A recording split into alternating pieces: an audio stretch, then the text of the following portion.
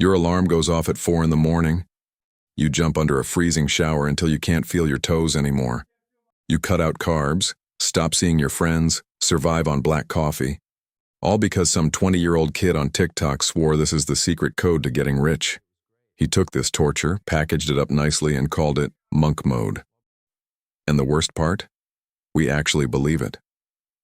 We buy into this illusion that suffering scores us points with the universe. That if you punish yourself enough, if your daily routine is a living hell, the market will take pity on you and drop $1 million into your bank account.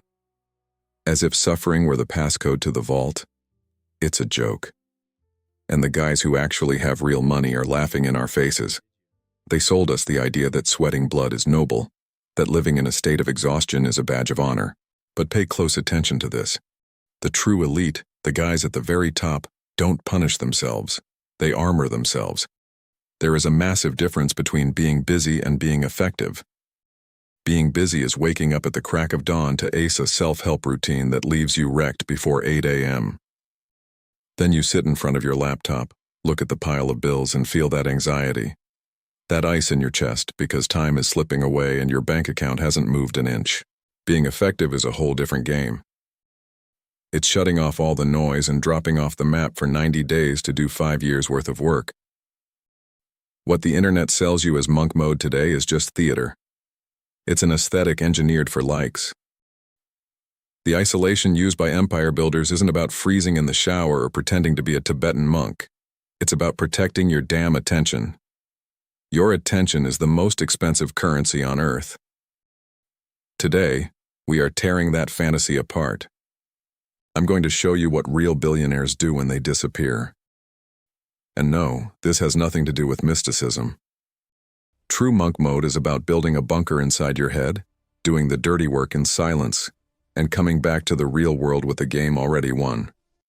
But to come back with the game won, you need a level of silence that you simply do not have right now.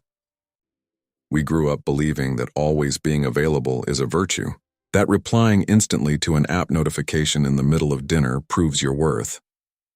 We bought the illusion that being accessible 24/7 is synonymous with being important. I'm going to be brutal with you right now. If anyone can hijack your attention with a single click, your time is absolutely worthless. You are cheap. You've become public property. Think about the guys who actually move the needle in the economy. The guys buying companies before 9 a.m. Do you think their phones buzz every 3 minutes with memes or vendor emails? Their calendar is a desert. The blank space is where 7-figure strategies are born. That's where the heavy money is made. Meanwhile, your mind is a minefield. You wake up with a tight chest because you owe replies to 15 different people. And that constant anxiety isn't a sign that you're working hard. It's biological proof that you've fallen into the noise trap. The biology behind this is cruel. Every time that red light blinks on your screen, your brain gets a pathetic drop of dopamine. It's addictive. It gives you the false sensation of being useful. But what's happening behind the scenes is the destruction of your intellect. Your cognitive capacity literally plummets with every notification you decide to look at. They call it multitasking. They sell it as the ultimate skill of the modern professional. That is a convenient lie designed to keep you exhausted. The human brain was not built to shift focus 50 times an hour. You try to build a real business, try to map out an escape plan from the rat race, but your brain is frying on the sidewalk. Anyone with real power is inaccessible. Their time is an armored vault. They know it is mathematically impossible to build wealth when your attention is sliced up and handed over to dozens of apps. You are giving away the only weapon capable of changing your reality for free, your focus. And no, I'm not talking about that aesthetic fake focus. Sitting in an overpriced coffee shop with nice headphones pretending to design the next billion-dollar project.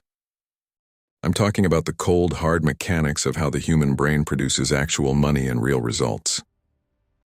You swear to yourself that glancing at your phone for 3 seconds doesn't hurt, right? It's just a quick look at a text. You reply real quick and get back to work. That is a pathetic illusion. Neuroscience has studied this for decades and has a very specific name for your quick look.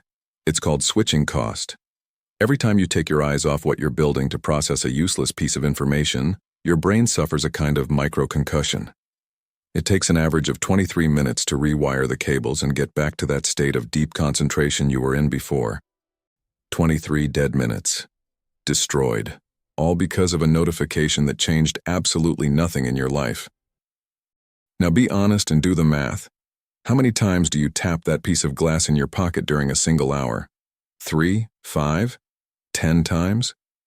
The truth nobody wants to tell you is that you don't work 8 hours a day. You spend 8 hours in an office just simulating work. You aren't building anything, you are merely surviving the noise. But what happens when you decide to actually lock the door? When you throw your phone into another room and face the initial agony of silence? Biology charges you a toll for this. And those first 15 minutes? Pure hell. Your brain will beg for dopamine. It will remind you of irrelevant emails. It will trick you into thinking you're thirsty. It will invent fake problems just so you break the isolation. But if you can endure crossing that 15-minute line of fire, biology takes over in a terrifying way. They have an ugly academic term for this. Transient hypofrontality. It sounds like a disease, but it is the exact mental state of those who build empires. Translating that to our reality, the front part of your brain, the prefrontal cortex, undergoes a strategic blackout. And guess what lives there? The annoying bouncer of your mind. That voice of anxiety, the mental math of next month's bills, the imposter syndrome, the doubt about whether you're good enough. All of that passes out cold. You enter what they call a state of flow. You stop thinking about your problems and become pure execution. Time distorts in a bizarre way. What takes 3 weeks to solve fighting through distractions, you execute in 3 hours of sheer cognitive violence. The elite know this. They know that enduring the pain of those first 15 minutes is the price of admission to access this level of intellectual horsepower. But the average guy? He can't handle 10 minutes alone with his own breathing without panicking and reaching for a screen to numb himself. Your brain, operating in hypofrontality, is the most lethal wealth creation tool you possess. And you are letting it rust while you waste the best years of your life consuming the lives of others. And if you think I'm overstating this or romanticizing biology, look at the trail left behind by the men who actually mastered this game. I'm not talking about stage-performing gurus. I'm talking about architects of empires. Take Carl Jung, for example. These days, the mystical crowd loves to paint him as a sweet spiritual sage who talked about dreams and archetypes. Bullshit. Jung was a tactical operator playing a brutal game of intellectual influence in his era. He knew that if he stayed in the city of Zurich just seeing patients, answering letters, and dealing with the egos of other academics, he would be swallowed by the noise. He'd just be another exhausted doctor at the end of the month. You know what he did? He bought a plot of land in the middle of nowhere and built a stone tower. The famous Bollingen Tower. No electricity, no running water, no ringing phones. And pay attention to this. He didn't go there to light incense, hug trees, and meditate staring into the void.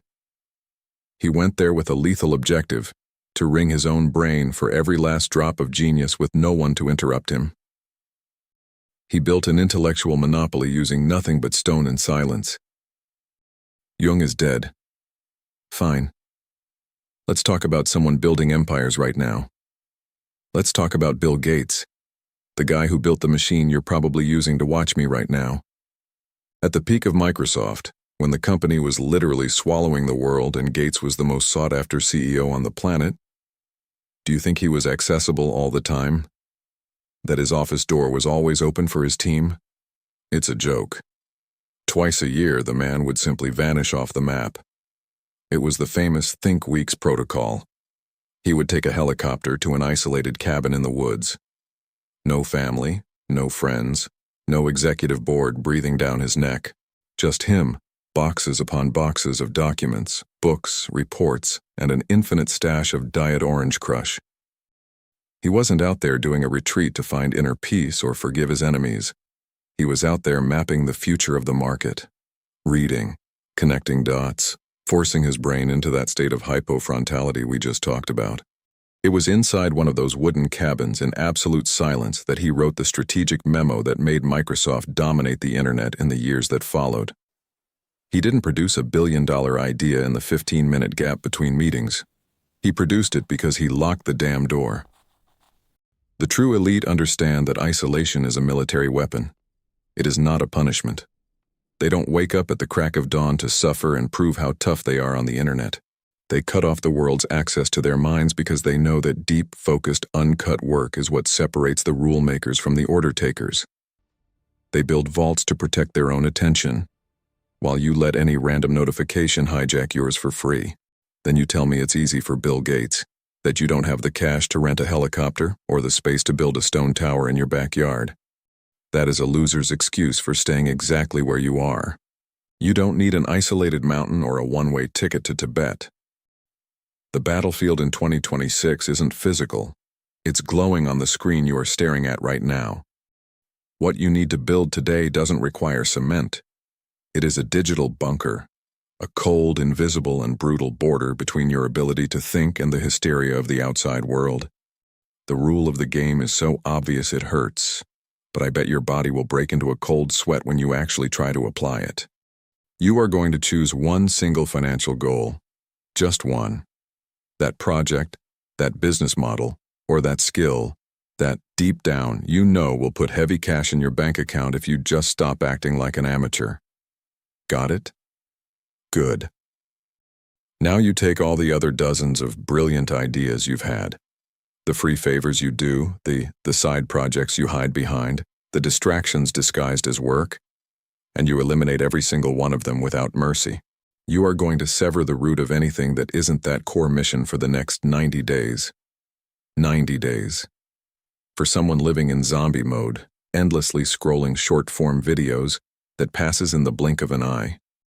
But when you cut off the oxygen to the noise, 90 days of tactical isolation equals 5 years of forward momentum. You will define a non-negotiable window in your day. 2, maybe 3 hours.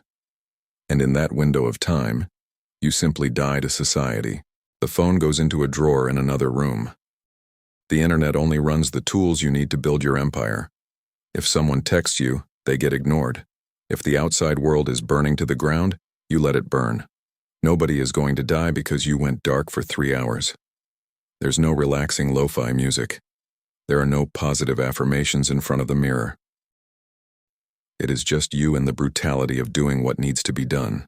It's facing the agony of silence and forcing your mind into flow. It's enduring the hell of those 15 minutes of dopamine withdrawal until your brain realizes there's no escape route and finally starts working in your favor. You are not on a spiritual retreat. You are not a being of light elevating your consciousness. You are a tactical operator forging your own freedom. But there is a fatal mistake that 99% of people make. A mistake that destroys everything we just built. A guy decides he's going to change his life, that he's going to apply isolation, and what's the very first thing he does? He goes on the internet to announce it, puts monk mode in his bio, writes a massive paragraph on his story saying he's taking time to focus on himself and logging off. It's pathetic, and worse, it is biological self-sabotage. Do you know what happens in your brain when you tell other people your grand plans? It releases the exact same hit of dopamine it would release if you had actually achieved the goal. Your biology sabotages you on the spot. You feel the high of victory. You get the applause and the likes without having moved a single damn muscle in the real world. The hunger fades, and you go back to being just another talker with big ideas that never leave the drawing board. The golden rule of those who actually win is absolute silence. You don't announce that you're entering monk mode. You don't warn people that you're building an empire over the next 90 days. You simply vanish. Let them think you got weird. Let them think you're antisocial, or that you gave up on everything. Let the noise carry on outside without you. You disappear into the shadows. You do the dirty, lethal work that nobody else wants to do. And you only come back to the surface when you have the results to speak for you. Your success needs to be a shock to those who doubted you, not an advanced warning. If you understood the brutality of this game today, If you are ready to raise the walls of your digital bunker and stop being easy prey for the algorithm, do not tell me your plans in the comments. I do not want to know what you are going to do. Just like this video and subscribe here only if you are willing to pay the price of silence. And to seal the pact that you are going dark for the next 12 weeks, drop a brick emoji in the comments. Or comment ghost mode. That's it. That is our code. The code of someone who understood the assignment and is locking the door to their own mind. Your attention is the only thing standing between you and the life you actually want. Stop giving it away for free.